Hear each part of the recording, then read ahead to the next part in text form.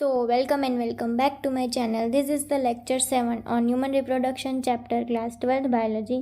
आज के इस वीडियो में हम पढ़ेंगे फर्टिलाइजेशन के बारे में. सबसे पहले हम देखेंगे definition of fertilisation. The definition is the fusion of a haploid male gamete. Haploid means जिसके पास 23 क्रोमोसोम है. Haploid male gamete and haploid female gamete to form a diploid cell. कि दो हैप्लॉइड सेल बन के डिप्लॉइड सेल बनाएंगे, उससे बोलते हैं साइगोट. और इस साइगोट की बनने की पूरी प्रोसेस को बोलेंगे फर्टिलाइजेशन. तो क्या हुआ कि मेल और फीमेल गैमेट, हैप्लॉइड मेल और फीमेल गैमेट का फ्यूज़न हुआ और एक डिप्लॉइड सेल बना, जिसे बोलेंगे हम जाइगोट. और ये प्रोसेस को हम बोलेंगे फर्टिलाइजेशन. अब हाउ फर्टिलाइजेशन टेक्स प्लेस, कि फर्टिलाइजेशन कैसे होता है. अब क्या होगा कि during copulation semen is released by the penis into the vagina. Copulation यानी कि सेक्सुअल इंटरकोर्स के टाइम पे सीमेन जो होगा वो पेनिस के थ्रू रिलीज होगा, किसमें, वजाइना में. अब सीमेन में क्या प्रेजेंट होगा, हमारे स्पर्म्स. तो the motile sperm swims rapidly, कि स्पर्म जो है वो रैपिडली स्विम करेंगे और सर्विक्स में से पास हो जाएंगे. अब सर्विक्स में से ये एंटर करेंगे यूट्रस में, और ये कहाँ पे रिच करेंगे, the junction of ampulla and isthmus. क्या लिखा हुआ है इसमें कि enter into the uterus and finally rich the junction of ampulla and isthmus. Junction का मतलब क्या होता है कि जहाँ पे दो चीज़ें मिलती है. तो यहाँ पे जंक्शन का मतलब क्या होगा कि जहाँ पे एम्पुला और इस्थमस दोनों मिलते हैं, वो जगह पे हमारा जो स्पर्म है वो पहुँचेगा.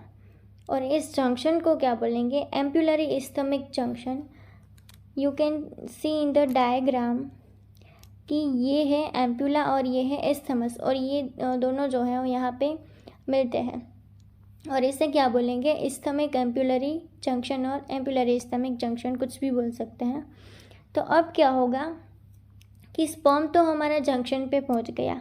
अब क्या होना चाहिए कि the ovum is released by the ovary is also transported to the ampullary isthmic junction. कि ओवरी में से जो ओवम रिलीज हुआ है वो भी वहाँ पे ट्रांसपोर्ट होना चाहिए, तभी तो फर्टिलाइजेशन होगा. अब एक मेन पॉइंट है कि fertilization can only occur if the sperm and ovums are release simultaneously. Simultaneously means एक साथ, कि स्पर्म और ओवम जो है वो एक साथ एम्पुलरी इस्थमिक जंक्शन पे रिलीज़ होने चाहिए, तो ही फर्टिलाइजेशन होगा. अब इसकी वजह से क्या होगा कि this is the reason why not all copulations leads to fertilization and pregnancy. यही एक वजह है कि सारे जो सेक्सुअल इंटरकोर्स होते हैं वो फर्टिलाइजेशन हो और प्रेगनेंसी में कन्वर्ट नहीं होते हैं. क्योंकि ये ज़रूरी नहीं है कि हर बार जो है वो स्पर्म और ओवम एक साथ एम्पुलरी इस्थमिक जंक्शन पे पहुँचे.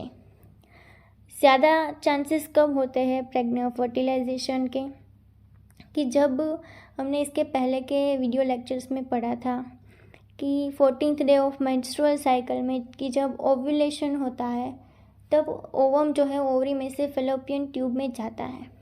तो तब फर्टिलाइजेशन के चांस ज़्यादा होंगे, क्योंकि उस टाइम पे स्पर्म, अगर सेक्सुअल इंटरकोर्स हुआ तो स्पर्म और ओवम जो है वो दोनों एक साथ एम्पुलरी इस्थमिक जंक्शन पे मिल सकते हैं. अदरवाइज़ दूसरे केसेस में चांसेस कम है कि फर्टिलाइजेशन हो.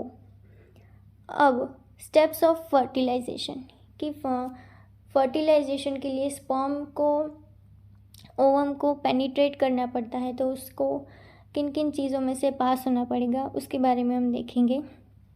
हम देखेंगे कि स्पर्म ओवम को किस तरह से पेनिट्रेट करता है. तो इसके लिए हम सबसे पहले देखेंगे ओवम का स्ट्रक्चर कैसा होता है. यहाँ पे हमको ओवम का डायग्राम दिया हुआ है. अब ओवम की सबसे बाहर की लेयर है, ये फॉलिकुलर सेल्स से बनी होती है, जिसे बोलते हैं corona radiata cells. Corona radiata cells जो है वो एक तरह का न्यूट्रिशन प्रोवाइड करते हैं ओवम को. और उसके अंदर एक जेली लाइक स्ट्रक्चर बना हुआ है, जिसे बोलेंगे हम जोना पेलुसिडा. ये एक जेलिकोइड लाइक स्ट्रक्चर होता है, और उसके अंदर ये छोटे छोटे ग्रेन्यूल्स हैं, जिससे बोलेंगे कॉर्टिकल ग्रेन्यूल्स, और ये बाद में फिर न्यूक्लियस और ये साइटोप्लाज्म। सो इन सारे स्ट्रक्चर्स के फंक्शन के बारे में हम आगे पढ़ेंगे।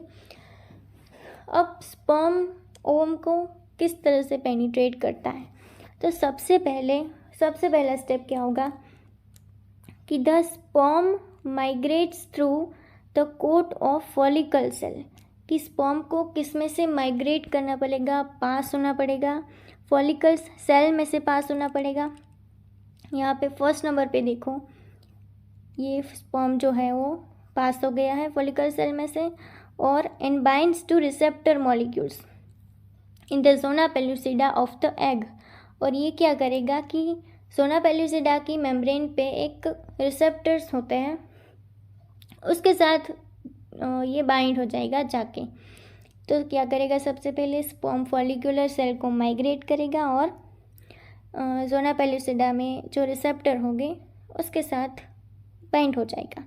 देन सेकंड स्टेप क्या है कि the binding induces the acrosome reaction. अब ये रिसेप्टर के साथ बाइंड हुआ तो ये इंड्यूस कराएगा, एक्टिव कराएगा एक्रोसोम को। अब एक्रोसोम एक्टिव हुआ तो उसमें से क्या रिलीज़ होगा, एंजाइम रिलीज़ होगा, और ये एंजाइम कौन सा होगा, hyaluronidase enzyme into the zona pellucida, कि एक्रोसोम ज़ोना पेल्यूसिडा में हाइल्यूरोनिडेज एंजाइम रिलीज़ करवाएगा। सेकेंड स्टेप में आप देख सकते हैं कि ज़ोना पेल्यूसिडा में ये देखो एंजाइम जो है वो रिलीज़ हो रहा है। अब थर्ड स्टेप क्या होगा कि break down of the zona pellucida by this enzyme. अब ये एंजाइम रिलीज़ हुआ तो ये ज़ोना पेल्यूसिडा का ब्रेक डाउन करवा देगा। अब फोर्थ स्टेप क्या है, the nucleus and other components of the sperm enter the egg. अब ज़ोना पेल्यूसिडा ब्रेक हो गई तो स्पर्म जो है वो अंदर घुस जाएगा, पूरी तरह से पेनिट्रेट हो जाएगा। अब अंदर क्या प्रेजेंट है, कॉर्टिकल ग्रेन्यूल्स प्रेजेंट है। कॉर्टिकल्स ग्रेन्यूल्स क्या करेंगे, एक बैरियर बनाएंगे जिससे बोलते हैं फर्टिलाइजेशन मेम्ब्रेन। अब इसको बैरियर क्यों बोलते हैं, कॉर्टिकल ग्रेन्यूल्स क्या करते हैं कि ये एक ही स्पर्म को एंटर होने देते हैं एग में, यानी कि ये क्या करते हैं, पॉलीस्पर्मी को ब्लॉक करते हैं कि एक से ज़्यादा स्पर्म को ये ओवम में एंटर ही नहीं होने देते। तो अगर एक से ज़्यादा स्पर्म ओवम में एंटर हो गए तो प्रेगनेंसी बहुत ही कॉम्प्लिकेटेड हो जाएगी और आगे जाके थोड़ी परेशानियां होगी। तो इसके लिए कॉर्टिकल ग्रेन्यूल्स जो हैं यहाँ पे प्रेजेंट होते हैं और ये क्या करेंगी कि एक ही स्पर्म को रिकॉग्नाइज करेंगे और उसे ओवम में एंटर होने देंगे। तो इन 5 स्टेप के साथ हमारा स्पर्म जो है वो ओवम को पेनिट्रेट कर जाएगा और यहाँ पे क्या हो जाएगा, फर्टिलाइजेशन, दोनों की न्यूक्लियस आपस में मिल जाएंगे और फर्टिलाइजेशन हो जाएगा। सो अब एनसीईआरटी में एक क्वेश्चन दिया हुआ है कि how many chromosomes are there in the zygote. So as simple as that कि 46 क्रोमोसोम ही हो गए, क्योंकि एक हैप्लॉइड गैमेट फीमेल का, एक हैप्लॉइड गैमेट मेल का, और ये दोनों मिलके 2n बना देंगे, यानी कि 46 क्रोमोसोम्स जाइगोट में प्रेजेंट होंगे। So this is all about fertilization. If you like my video, please press on the like button and don't forget to subscribe my channel. Thank you.